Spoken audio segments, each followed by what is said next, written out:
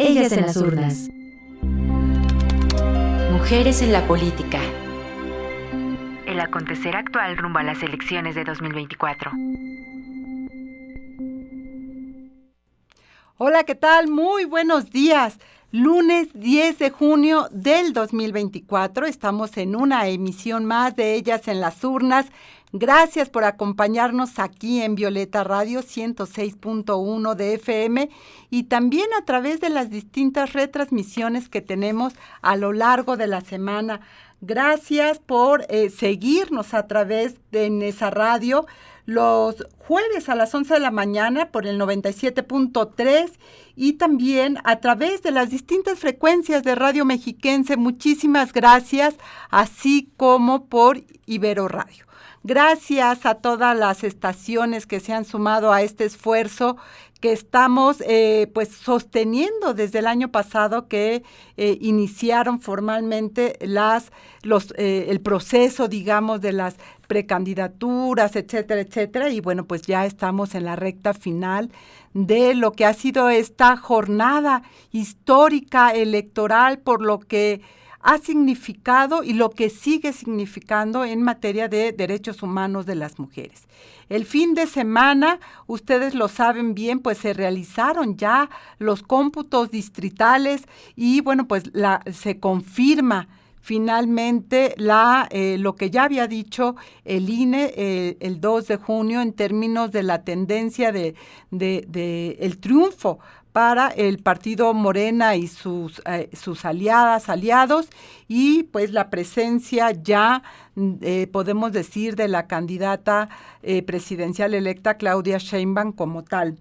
Y bueno, pues es parte de lo que hoy vamos a estar analizando, así que gracias por acompañarnos esta mañana, como siempre, a Ivonne Melgar, a Lisbeth Ortiz y a Adriana Favela. Gracias por estar aquí analizando precisamente lo que esto nos va señalando. Ivonne Melgar, ¿cuál sería tu primera reacción ante esto? Mira, es muy emocionante que tenemos 9 meses exactamente de estar reuniéndonos cada lunes. Y el escenario era siempre sobre el tablero de lo existente, pero con la mirada en la incertidumbre, con preguntas. Hoy tenemos certezas, y la certeza es que la jugada cambia radicalmente, el tablero de la política representativa popular mexicana se transforma en un grado pues muy revolucionario, porque los votos, la soberanía popular, las urnas, le dan a la primera mujer presidenta un poder inigualable desde el arranque de la transición democrática mexicana. Claro que otros presidentes tuvieron mayorías suficientes en el Congreso, pero no habíamos inaugurado el establecimiento de las reglas democráticas para el acceso al voto. No teníamos la tinta indeleble, no teníamos INE, no teníamos Tribunal Electoral, no teníamos paridad, porque aquí es donde también tenemos que hacernos cargo de que esta revolución de los últimos 3 años se dio gracias a que hubo cultura, ya lo hemos dicho acá, cultura de igualdad que se tradujo en leyes, que se tradujo en acuerdos y que tuvo la posibilidad de poner al frente a las mujeres en muchos cargos. Creo que hoy se abre otra incertidumbre y solo la enumero para luego retomarla. Tendremos otras sesiones de cierre, y es la incertidumbre de qué tanto este mandato de las urnas, que se alimenta de la disyuntiva que colocó en la conversación pública el presidente López Obrador, al resumir de que esta era una elección plebiscitaria, de continuar o no la transformación. Y la respuesta sonora de 6 de cada 10 electores es que continúe. 3 se van con la alianza, 1 se va con Movimiento Ciudadano, 4 que son de una oposición pues que queda muy disminuida. Y en ese sí a la transformación, lo que vamos a dilucidar a través de los representantes legislativos de los próximos meses y de la propia presidenta, que es la protagonista número 1, Claudia Sheinbaum, es qué tanto efecto de ese mandato que los mexicanos le dan a Claudia Sheinbaum, también admite que ella va a gobernar con el susurro de la voz del expresidente en el oído. Porque finalmente quien puso el dilema en el tablero fue el presidente López Obrador. Que no se me confundan, no estoy hablando de minimizar la enorme campaña, la disciplina que hizo Claudia Sheinbaum. Entendiendo que este era el dilema, ella no se salió de también asumir como propio la agenda, el llamado Plan C, para resumir, que son las 20 reformas pendientes. Hoy en la conversación, si quieres, más especializada de la política, el dilema es, ¿a qué ritmo va a ir ese Plan C? Hay una comida el día de hoy entre el presidente de la República y la presidenta electa para definir eso. Y la presidenta electa ha sido, por decirlo resumidamente, conciliadora en sus últimos discursos. Ha dicho que va a oír, ha mandado a decir a la oposición en el Congreso a través de Ricardo Monreal y el propio Ignacio Mier, que tuvo que rectificar en sus primeras declaraciones, que va a escuchar a la oposición. Y también tenemos el registro de un presidente, López Obrador, que tiene muchos seguidores y muchos defensores en el futuro Congreso y en el actual, que dicen, ¿oír qué? Si el mandato de las urnas ya habló. Entonces, para mí el dilema hoy está ahí, es un dilema muy interesante y creo que las organizaciones de la sociedad civil y la oposición que quieren recuperar el diálogo político que se perdió en este sexenio, están entendiendo bien, desde mi punto de vista, lo que hay que hacer y es tomarle la palabra a la presidenta electa. Porque para que haya ese diálogo que ella ofrece, hay que tener el beneficio de la duda de que lo está ofreciendo. Y aquí le dejo. No, bueno, mi querida Ivonne, podemos seguir todo el programa porque hay varias rutas, indudablemente, que hay que analizar. Y ya lo quiero recuperar porque leía nuevamente el texto, la columna que hace Cecilia Soto en Excelsior, precisamente, porque ahí hace reflexiones muy interesantes que me parece que también hay que ir colocando en el tablero que tú estás poniendo en la mesa, mi querida Ivonne. Uno de los elementos que señala precisamente Cecilia Soto es con qué legitimidad va llegando, sin lugar a dudas, la presidencia con este voto mayoritario que tiene, pero señala un dato que no lo había leído y tal vez Adriana puede tener más elementos. Cecilia señala en su columna que los hombres votaron más por Claudia Sheinbaum, que superan en 6% el voto masculino hacia Claudia que las mujeres. Y ella se pregunta si voto mayoritario masculino está respondiendo a esta relación con Andrés Manuel, a esta confianza de que habrá un acercamiento, un respaldo, por decirlo de alguna manera, de Andrés Manuel López Obrador y hacia el gobierno de Claudia. Y otro elemento que señala que me parece muy interesante es quitar el mujerismo de en medio de la reflexión, el esencialismo de las mujeres son buenas porque lo traemos en algún gen y seguramente seremos buenas gobernantas porque sí, somos más transparentes porque sí, cuando ella va señalando hay que tener cuidado de ese esencialismo mujeril, porque la historia nos ha demostrado que no hay un gen en ningún momento que nos haga mejores a las mujeres por el simple hecho de ser mujeres. Y un ejemplo es lo que acaba de pasar en Europa. Cecilia Soto lo señala y dice, a ver, esta tendencia a la derecha, en Francia, por ejemplo, con Le Pen, igual lo reconoceríamos como histórico porque es una mujer, aunque va contra todo los principios de fraternidad, igualdad, etcétera. Estos son elementos que me parece que también hay que ir colocando en esta reflexión, porque hay algo que hemos sostenido en el programa, que es cómo se gobierna desde el ser mujeres. ¿Cuáles son esos principios rectores que van a separar un mandato de una mujer con un mandato masculino, o solamente vamos a tener la continuidad de las formas de gobernar en los cuerpos de las mujeres? Lisbeth Ortiz, ¿tú qué opinas en este primer saque? Estamos a 2 minutos del corte. Ujú. Sí, también pude leer a Cecilia Soto. Sí, efectivamente, no porque seamos mujeres en el poder y lo hemos dicho aquí, se van a transformar las agendas. Eso nos queda absolutamente claro. Y esta vez, que lo vamos a ver en este mismo programa, pues las reacciones, por ejemplo, para Claudia Sheinbaum han sido adversas desde el feminismo. Es decir, las defensoras son quienes le han recalcado. Tú, Claudia, no eres aliada, ¿no? Ha sido una frase constante por su lejanía precisamente con las resistencias de las mujeres, quienes son las que se han encargado de hacer labores que el Estado mexicano no ha emprendido.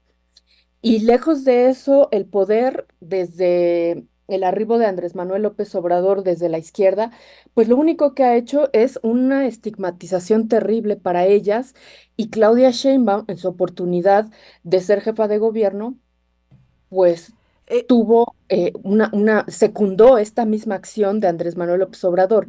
Es decir, Liz, tenemos que cortar antes de que nos vámonos, corten acá. vámonos. Perdón que te interrumpa, Sí, pero adelante, vamos a un corte de adelante. estación y volvemos aquí en Ellas en las Urnas. Ellas en las urnas. Mujeres en la política. El acontecer actual rumbo a las elecciones de 2024. Ya estamos de regreso aquí en Ellas en las Urnas. Estamos hablando precisamente de, pues esto, lo que ha sido, pues la confirmación del triunfo de Morena y la candidata electa a la presidencia de la República, Claudia Sheinbaum Pardo, quien hoy en la tarde se reunirá con Andrés Manuel López Obrador, el presidente actual de México. Tendrán pues esta primera conversación oficial de precisamente pues la transición que se llevará a cabo. Recordemos que será en octubre que tomará posesión Claudia Sheinbaum. Y me parece también muy interesante el papel que han jugado las autoridades electorales en este proceso. Un proceso que tenía todos los ojos del mundo, no solamente los de México. Es la elección con mayores visitas de observación de diferentes países.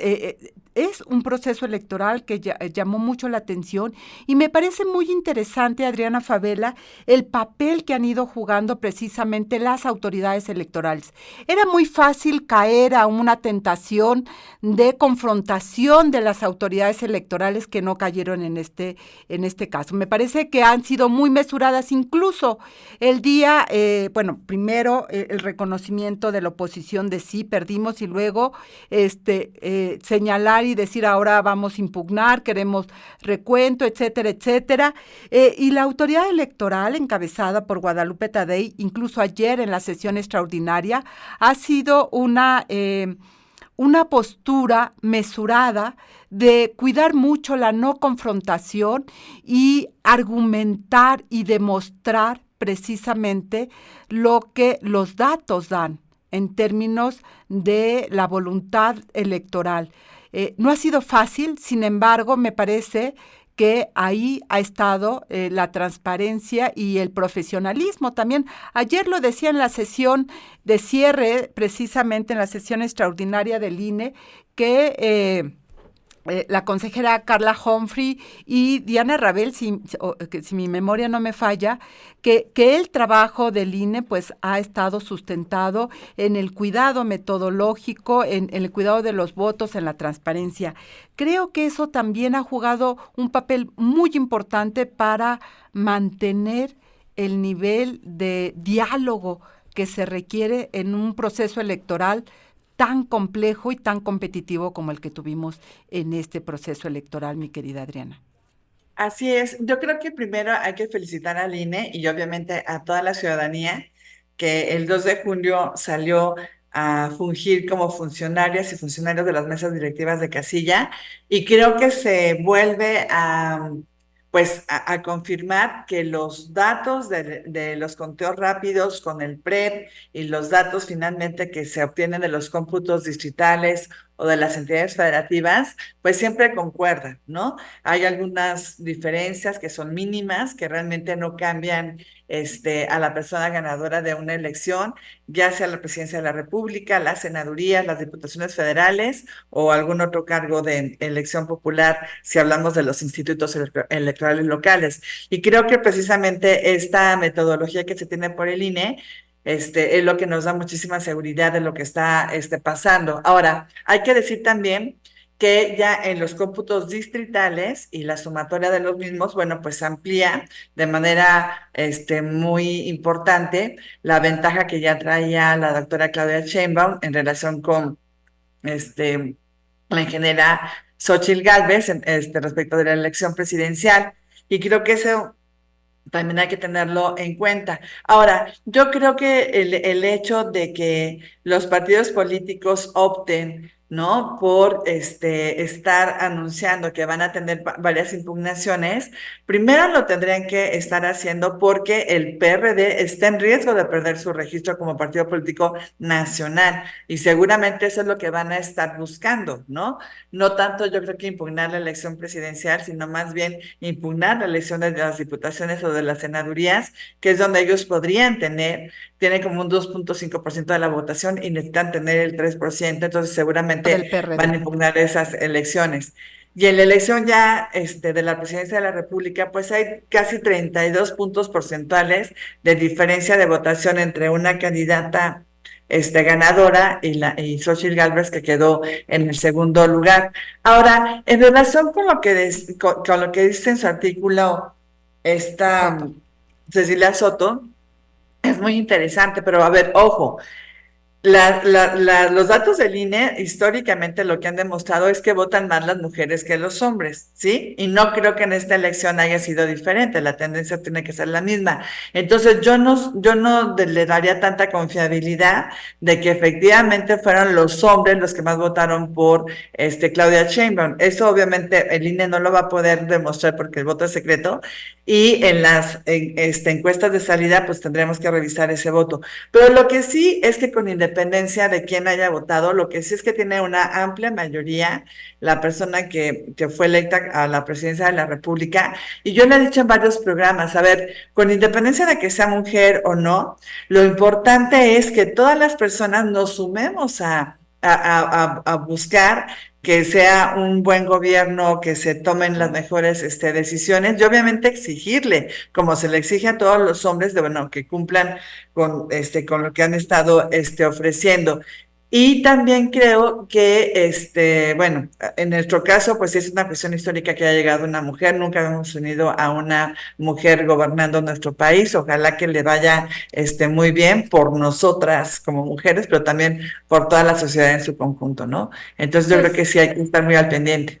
Eso sin lugar a dudas, o sea, nadie le desea que le vaya mal a nadie, así no hayas votado por esa persona, porque estamos jugándonos el país, ¿no? Y el país no está sencillo y lo decíamos. Los retos que enfrenta este país son enormes. Para quien en ese momento no sabíamos quién podría ganar la presidencia de la República, quien ganara, lo hemos dicho acá, frente a lo que tiene es retos importantes. Entonces, me parece que sin lugar a dudas vale la pena que a quien gobierne este país, esta nación, le vaya bien, porque si le va mal, nos va mal a todo mundo. Y hay cosas importantes, lo decía Ivonne, y creo que ahí hay que recuperar y no olvidarnos. Claudia y Andrés Manuel forman parte de un partido y coinciden en un modelo de país. Se llama Cuarta Transformación. Así la bautizó el presidente siendo candidato a la elección presidencial, y la ha sostenido. Y Claudia coincide en esa visión de país. Me parece muy importante recuperar que ella no es que le hayan inyectado ¿no?, el presidente la haya inoculado en una visión, sino que ella coincide en esa visión de país. Ella coincide en que lo que se necesita hacer es lo que ha hecho la Cuarta Transformación, estemos de acuerdo con ello o no. Y me parece que desde ahí para mí hay un enorme enigma de cómo gobernará esta mujer con esta convicción de la Cuarta Transformación, de la idea de que es un poco como en el comunismo, en el momento revolucionario. Cuando triunfa la revolución, todo se va a acabar. Todos los males del mundo que generó el capitalismo se iban a acabar, incluida la desigualdad entre mujeres y hombres. Las feministas lo que demostramos es que no era así, que podría triunfar el socialismo o el comunismo, ya sea en Cuba o en la Unión Soviética, y la desigualdad de género no se cerraba en automático. Y creo que esa es la misma duda que tenemos varias feministas en relación a cómo construir verdaderamente una igualdad sustantiva cuando no se le está colocando, permítanme hacer este juego, este segundo piso de la transformación a las diferencias estructurales, a la discriminación estructural entre mujeres y hombres. Creo que ahí hay un enorme reto, mi querida Liz. Tu micrófono. Sí. Hay un enorme reto, sin duda. Yo también coincido en esa parte, en que la Cuarta Transformación tiene este segundo piso y el riesgo sería, por ejemplo, en esta mayoría de congresos, porque incluso en la Ciudad de México también Morena tiene mayoría, eh, pues todas las reformas que se vienen, muchas reformas que nadie se podría oponer a ellas, como que haya un servicio médico gratuito para toda la población. Nadie podría decir que no podríamos objetar eso, o apoyo al campo o al medio ambiente, becas para jóvenes. Eso no puede contrastarnos.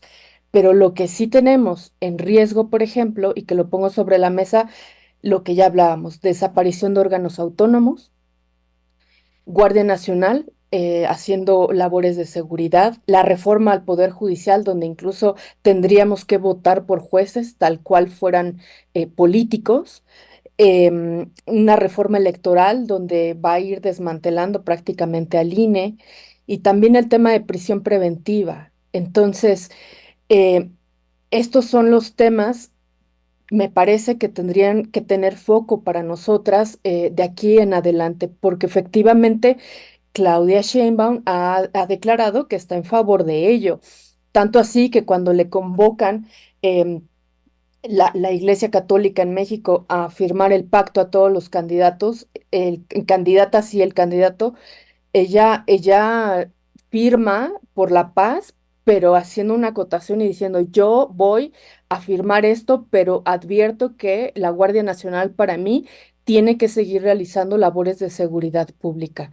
Entonces nos lo ha reiterado, y para mí ese es el problema con Eh, esta mayoría absoluta. Ujú. me parece que ahí en el diagnóstico es donde tenemos grandes diferencias en torno al país. Vamos a otro corte de estación y regresamos aquí en Ellas en las Urnas. No se vaya. Ellas en las urnas. Mujeres en la política. El acontecer actual rumbo a las elecciones de 2024. Y ya estamos aquí en Ellas en las Urnas. Recuerde, 556060, 5571 son los números de contacto para que usted nos haga llegar sus comentarios, y también a través de las distintas redes sociodigitales. Si anda por X, antes Twitter, nos puede encontrar como @Violeta Radio_FM y en Facebook Violeta Radio. Lisbeth Ortiz, ahí está, ahí lo dejamos en pausa un poco en esta corte de estación, pero los retos están ahí precisamente. No no se comparte el diagnóstico, no solo en temas de seguridad, y ya lo planteabas tú con estos acuerdos por la paz, ella lo dejó clarísimo, no compartimos la mirada pesimista, decía, del diagnóstico precisamente, ella no cree que haya una crisis de derechos humanos, ella no cree que haya la cantidad de personas desaparecidas en este país, cree que, no sé, que están por ahí o alguna otra cosa, pero también el otro tema tiene que ver con los derechos humanos de las mujeres. Y ahora que tú señalabas las instituciones autónomas, me preocupa las instituciones que hemos creado como el Instituto Nacional de las Mujeres.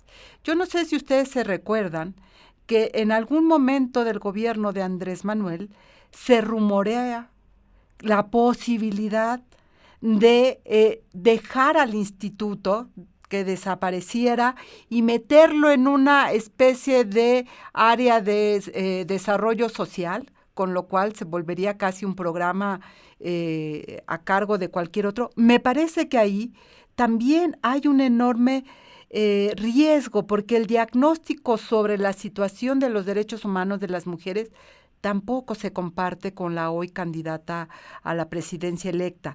Es decir, en términos de la violencia feminicida, hay una enorme discusión de si bajó o no bajó, si hay menos y no sé qué. En términos de justicia y la mirada con que se abordaría ahí el tema, que sin duda quisiera recuperar. Hay unas partes del movimiento feminista que ha dicho no es por ahí, y queremos el diálogo. Se propusieron agendas a lo largo de la campaña en las cuales, si bien lo señalábamos aquí, con Lorena Villavicencio se construye esta propuesta y con Olga Sánchez Cordero para la candidata, pero la candidata nunca va a esos foros. No se acerca a escuchar de viva voz lo que tendrían que decir quienes están construyendo, y eso me parece que no es un buen dato de qué tan cerca puede estar de estas lecturas de la realidad que están haciendo las feministas en torno a el reto de la igualdad en este país. Liz. Sí, Y después Ivonne, sí, claro. y a mí, yo coincido completamente. El día de hoy, por ejemplo, salimos en CIMAC Noticias con una información donde Norma Andrade, madre de Lilia Alejandra García Andrade, víctima de violencia feminicida en Ciudad Juárez en el 2001, pues habla precisamente, bueno, ella es, y ella lo dice, ella es de las pocas madres que logró enterrar a sus hijas a pesar del dolor, y eso no ha sucedido a lo largo de los años. Es decir, las madres se han tenido que volver buscadoras, precisamente, ya ni siquiera de justicia y ni siquiera de verdad. Simplemente quieren a sus hijas y a sus hijos. Bien, ella nos decía eso, externaba eso, la lejanía que ha tenido Claudia Sheinbaum. De las colectivas, de las madres, y nos decía, pues que nos voltee a ver, eso es lo que ella es lo que estaba pidiendo, que Ivonne, nos voltee a ver a todas las madres, perdóname. Y nada más ahí para cerrarlo, también podemos hablar con Araceli González Saavedra, que ella es parte del equipo legal que acompaña el caso de feminicidio de Pilar Argüello, y nos decía lo mismo, coincidían en esta misma visión, la lejanía que tiene Claudia Sheinbaum de las víctimas, y que hace falta eso, incorporar la perspectiva feminista a su agenda, la cual está carente de ella en este momento. Ivonne. Quiero pensar que estratégicamente la presidenta electa, Claudia Sheinbaum, asumió que su tiempo en la campaña debía converger 100% con la poderosa narrativa del presidente. Y esa poderosa narrativa ha logrado explicar simplificadamente los excesos de un poder judicial, convencer a la población de que debe reformarse y muchas otras cosas que hoy le han dado la razón a ese discurso que se ejerce desde la presidencia de la República. Pero ese discurso ha dejado en medio muchos matices que yo espero una presidenta formada, culta, como lo es sin duda Claudia Sheinbaum, rodeada de personas formadas, cultas, como un Juan Ramón de la Fuente, Olga Sánchez Cordero misma, Nadine Gassman misma, o sea, le puedan ayudar a en su momento construir un camino para recuperar este diálogo. A mí me llama la atención que todavía está esa fibra de defensa, ¿no? Yo creería que si fuera política, que estaría cansada en la lona, sin fuerzas para defender nada después de esta pamba, de esta madriza, perdón, porque es eso, del domingo 2 de julio. Y no, veo que el INAI quiere reunirse con la presidenta electa y decirle que hay que defender el derecho a la información.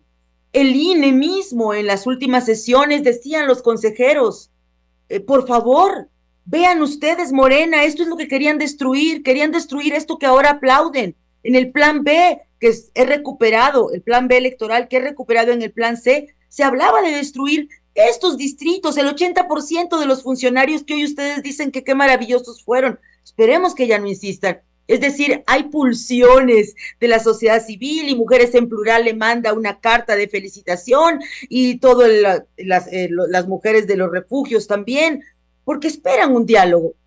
A mí me gustó mucho una entrevista, perdón que me haga la promoción, pero no es por mí, sino por la entrevistada.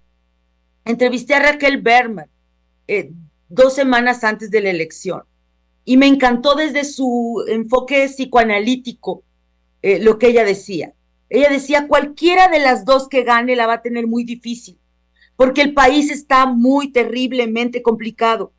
Y los hombres y el machismo y la misoginia van a decir, a ver, arregla el tiradero, mujer, a ver si puedes. Y cuando se equivocan van a estar encima de ella, cuestionándola, criticándola. Solo queda algo, dijo Raquel Berman, a mí me encantó eso, que ella no actúe como la hija consentida del padre, lo decía desde la lógica freudiana, ¿no?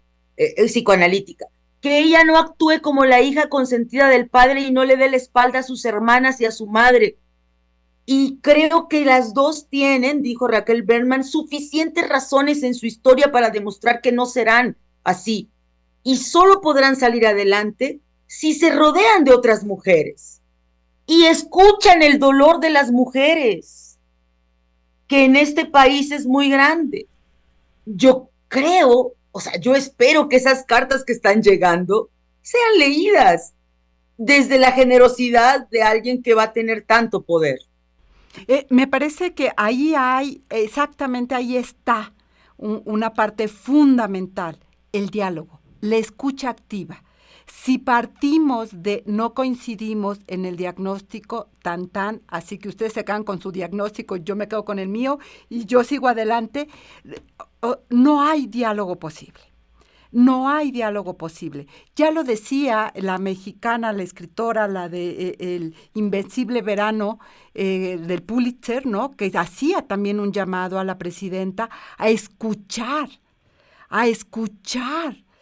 precisamente, y Vivir Quintana dentro de su propia canción, ¿verdad? Compañera, es decir, hay una interpelación desde varios lugares de la sociedad donde las mujeres están diciendo, hey, aquí estamos, escúchenos, presidenta, y establezcamos este diálogo precisamente para construir la ruta. Mi querida Adriana.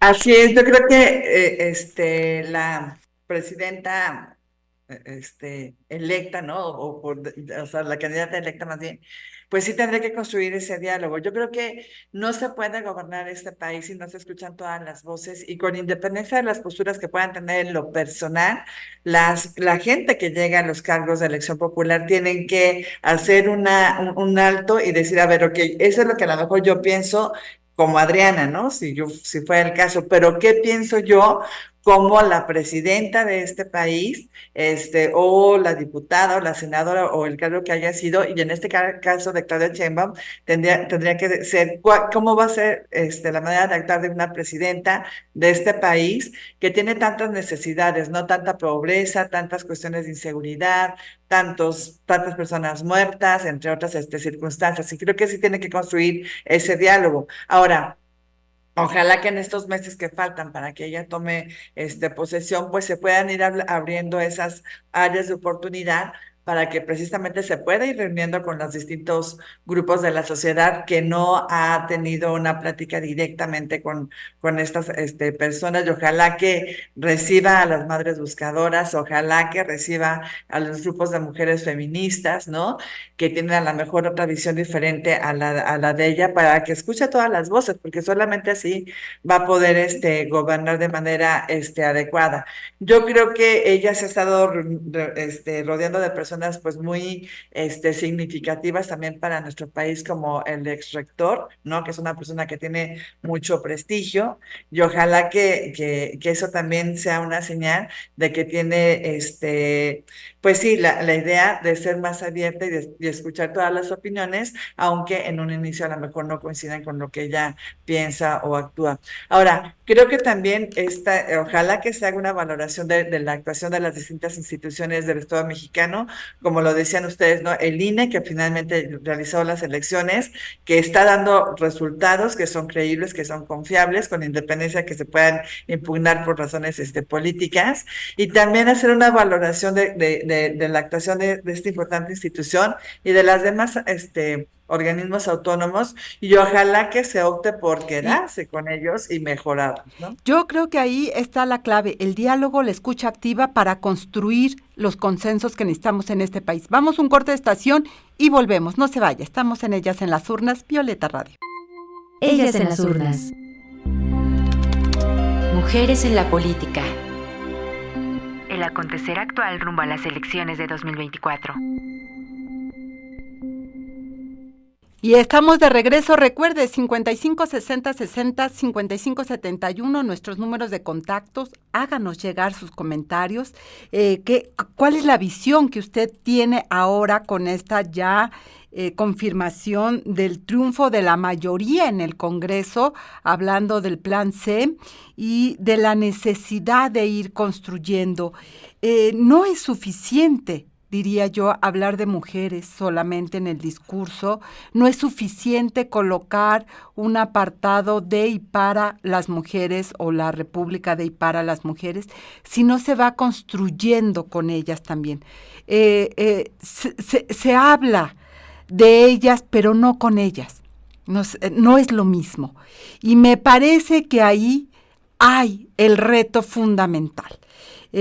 Poder construir esta política feminista que han manifestado desde diferentes lugares, organizaciones, especialistas, militantes feministas de años que han construido instituciones, leyes, diagnósticos, propuestas, pues saben de qué están hablando, y me parece que ahí está el reto.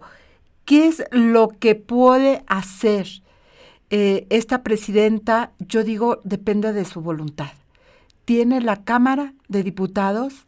La primera propuesta que dice que mandará al Congreso, veamos si es cierto, es esta reforma constitucional para incorporar la igualdad sustantiva y el derecho de las mujeres a una vida libre de violencia. ¿Qué significa esto dentro de la Constitución? ¿Cómo se materializa en la vida concreta de las mujeres, si es que se logra incorporar? Creo que son preguntas que están en el aire y que no sé cómo se va a lograr esto, mi querida Ivonne. ¿Cómo lo escuchas tú? Yo creo que va a depender mucho de la conversación que justamente hoy tenga la presidenta electa o la candidata ganadora. Todavía aquí nos corrigió nuestra experta querida Adriana Favela, porque creo que entonces presidente electo es cuando ya el tribunal le da su constancia de la elección calificada, pero bueno, periodísticamente ya que ganó se dice presidente electo. la conversación que va a tener con el presidente, digo, es una forma de decirlo, porque también todo se va a ir digiriendo poco a poco, cómo ella va a ir tomando las riendas de esta transición. Hay que entender que el presidente López Obrador es el líder social, político más enorme en términos de capacidad de construir jugadas políticas que ha tenido México, pues en el último siglo quizás, y en ese sentido, pues no es sencillo, no es para cualquiera el poder tomar el relevo. No es sencillo, dicen, es que Xóchitl Gálvez hizo una mala campaña y no sé si otro hubiera podido hacer una mejor. O sea, estabas frente a un monstruo de la política que fue capaz de seducir a una sociedad y asumir que es importante la ruta que ella estableció. Y a mí una de las cosas que más me preocupan, quizás la que más, ¿no? Es esta lectura ramplona del presidente, pero finalmente con mucha razón. Él dice, los órganos autónomos y el Poder Judicial fueron cooptados por las élites. Entonces, representan puros intereses de las élites y entonces se vaciaron de contenido. Palabras más, palabras menos, ¿no? El asunto es que estos órganos autónomos y el Poder Judicial también son los que tienen la misión constitucional de concretar la gran, famosa e importante y muy relevante para las feministas reforma de derechos humanos del 2010-2011, que es el famoso bloque de constitucionalidad que obliga a las naciones a tomar la valoración de su constitución, de sus derechos, desde la perspectiva de las grandes convenciones. Y ahí está Beijing +5, y está el Cairo, y está CEDAW. O sea, todo eso, desde la perspectiva morenista, no sirve. Desde la perspectiva de lo que hemos venido viendo, que es el plan C. Entonces, a mí me parece que sí está, ese es el corazón del asunto, ¿no? ¿Cómo va a presentar Claudia Sheinbaum sus propuestas sobre la base de que hay que derruir este Estado que era voraz, este sistema del Estado mexicano, estos contrapesos, esta división de poderes que no servía? ¿O cómo? O sea, eso es mi preocupación mayor, sinceramente. Y yo creo que ahí, si ella dialoga con las feministas, pues abundaría mucho, ¿no? Abonaría mucho. Hay por ahí un trascendido, no sé si ustedes lo conozcan, que Claudia Sheinbaum ya le ofreció el Instituto Nacional de las Mujeres a Olga Sánchez Cordero y ella no lo aceptó. Y no lo aceptó, pues obvio, porque ella sabe cómo, si van a seguir en esta lógica de discurso, pues no va a poder hacer mucho. Aunque ella también la identifique y todo, claro. Es una ministra que votó por esa reforma de derechos humanos. Pero ahí está el meollo, es decir, ella, Claudia Sheinbaum, hace unos días subía una foto en su cuenta oficial de Twitter diciendo, aquí está hoy rodeada del equipo, esperando los cómputos, y todos son hombres. O sea, de las 17 personas que están ahí, solo Claudia y Citlali Hernández son mujeres. Todos los demás son hombres.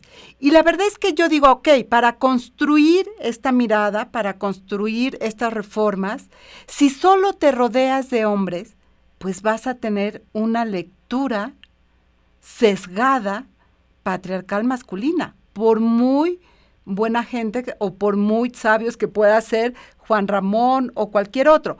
Si no hay este diálogo, si la paridad, la igualdad sustantiva no la va construyendo ella para rodearse de este equipo, entonces creo que es difícil construir. Entiendo lo que dices de Olga, por supuesto.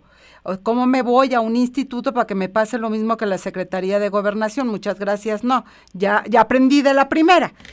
Y lo otro es este doble discurso que puede haber. Por un lado, hablándole a las mujeres, acá en México se va a realizar la Conferencia Internacional de la Política Exterior Feminista, ¿sí? En octubre también.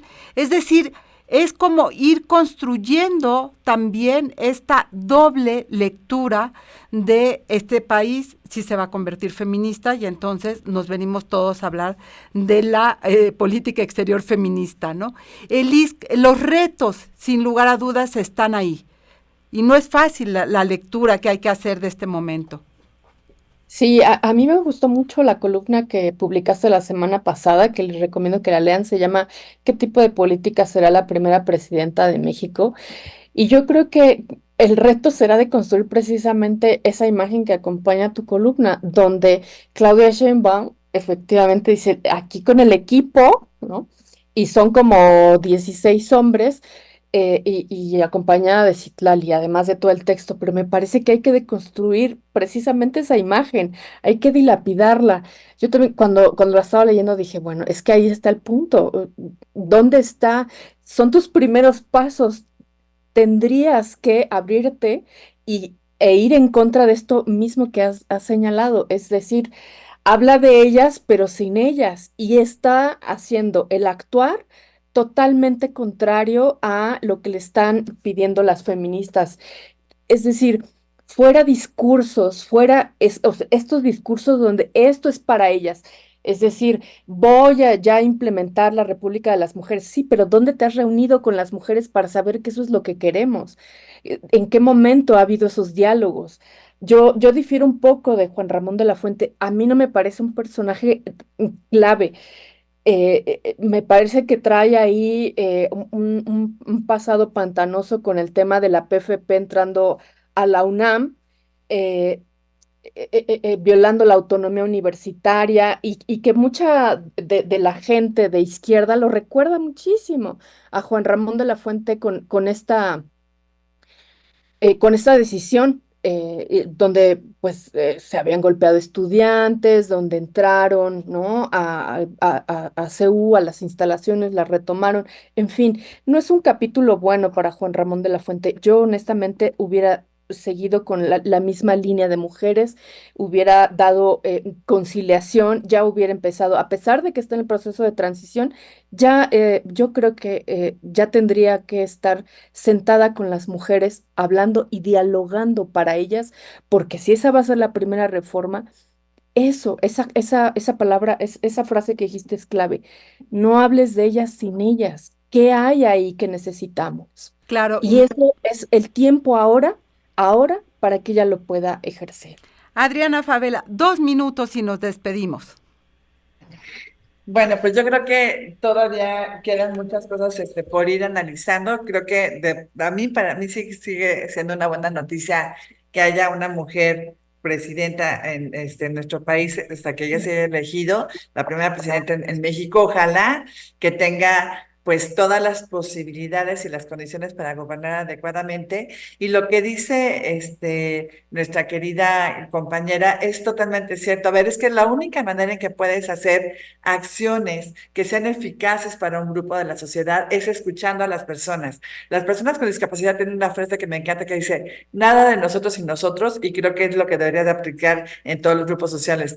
Nada de las mujeres sin escuchar antes a las mujeres, y eso es algo que se tendría que hacer por esta persona que ya fue electa, ¿no? Y que veremos el Congreso, que también tendrá paridad, ¿no? Y veremos el Senado, y bueno, pues las elecciones, las entidades federativas, 13 gobernadoras habrá en este país. Es decir, no es cualquier cosa, el momento histórico que estamos viviendo no es cualquier cosa, por eso digo que hay una base que si se aprovecha bien puede ser como un parteaguas de lo que hemos vivido en nuestro país. Así que vamos a seguir todavía analizando lo que nos toca en este momento. Muchas gracias por estar esta mañana aquí en Ellas en las Urnas, y pues nos vamos despidiendo. Yo soy Lucía Lagunes Huerta y agradezco como siempre en la producción que estuvo a cargo de Lucero Zamora, Saraí Nicanor, Marlene Galván, que realizó las cápsulas que escuchamos y la selección musical. El próximo lunes les esperamos aquí en Ellas en las Urnas a las 11 de la mañana. Violeta Radio, tenga excelente semana. Hasta pronto. Ellas en las urnas. Mujeres en la política. El acontecer actual rumbo a las elecciones de 2024.